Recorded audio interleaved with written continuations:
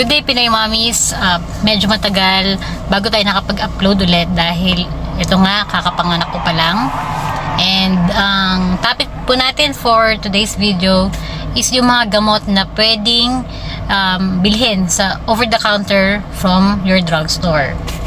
So kung bago ka pa lang sa aking channel at gusto mo ng mga ganitong content, pedia tips, parenting tips, gabay sa pag-aalaga sa bata, subscribe to our channel and like and share the video.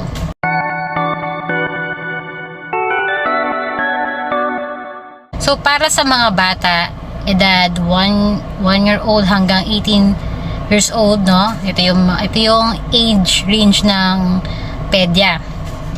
Kapag may ubo ang bata at gusto nyo na silang bigyan ng gamot kahit hindi pa nagpapa-check up, depende pa rin ito sa dahilan ng ubo, no? Unang dahilan ng ubo is pangangati ng lalamunan. So kung wala namang plema at nangangati lang yung lalamunan ninyo, pwede kayong mag-antihistamine. Or ang home remedy na pwedeng gawin, uminom ng tubig. After uminom ng tubig, wala pa rin, pwede na kayo mag-antihistamine. Over the counter lang po ang mga antihistamine. Ang magiging problem dito, yung mga bata na 3 years old or 5 years old pa ba, dahil syrup yun sa kanila. So, nasa box naman ng syrup kung ilang ml ang papainom ninyo. So, ang tawag namin dito, empiric treatment or empiric dosage. Empiric dosage po. Kakaroon lang ng problem kapag overweight or sobrang payat ng baby dahil iba po ang dosage po nila. Pero kung nasa tamang timbang naman ang inyong mga anak, pwedeng sundan ninyo yung nasa box nung syrup. At kung malalaki naman sila, nasa 10 years old na, pwede na yung cetirizine tablet, 10 mg per tablet, isang beses lang sa isang araw. Second cause po ng pag-uubo is viral infection na. So kung viral infection lamang po ito, supportive treatment lang. Wala po tayong gagawin. Pwedeng cetirizine lang din or antihistamine and water therapy. And kung magkakaroon na ng plema, no, hindi po kasi ibig sabihin kapag may plema, ibig sabihin bacterial infection. Magkakaroon pa rin po ng plema kahit viral infection lamang ito. At kung may plema po si baby, mucolytics ang kailangan. Ano po yung mga example ng mucolytics? Ilalagay ko po dito yung mga example ng mucolytics. Ang number 1 dyan is Ambroxol, pwede rin N-acetylcysteine, no? Of course, kung viral infection, kailangan nyo ng supplement like vitamin C and zinc para mapabilis yung ating treatment for viral infection. Kasi pag virus lang yan, mawawala din siya. Ang third cause po ng pag-ubo ni baby is bacterial infection. Usually, ito yung mga 5 years old and above, no? Lalo na kung may lagnat na silang kasama. So pag ganito, antibiotics na yung kailangan. At kailangan, ireseta ito ng doktor. Hindi siya basta-basta binibili over the counter.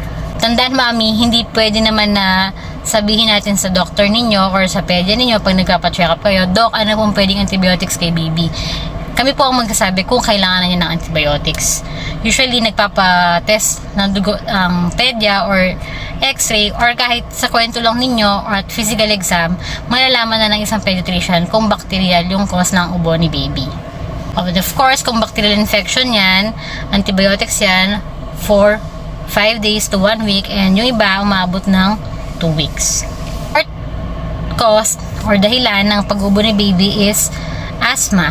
Lalo na sa gabi kung inaatake siya ng ubo at nagigising siya sa tulog niya, baka asthma na yan. If asthma, kailangan matutukan siya ng doktor and kailangan dalhin nyo pa rin siya sa pediatrician.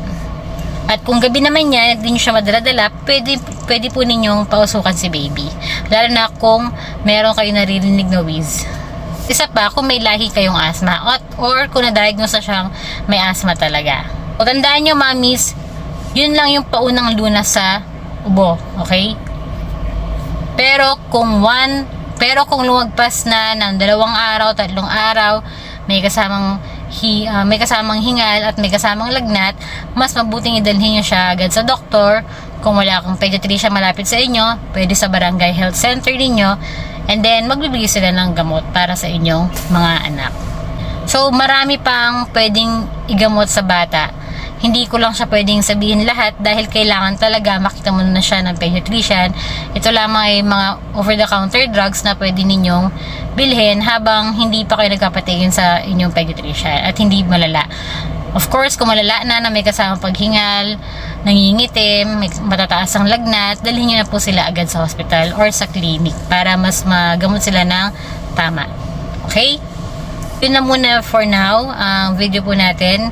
Kung may mga katanungan po kayo, please comment down below and sasagutin po natin yung mga questions po ninyo. At kung nakatulong po sa inyo to, please like, share, and subscribe. Thank you!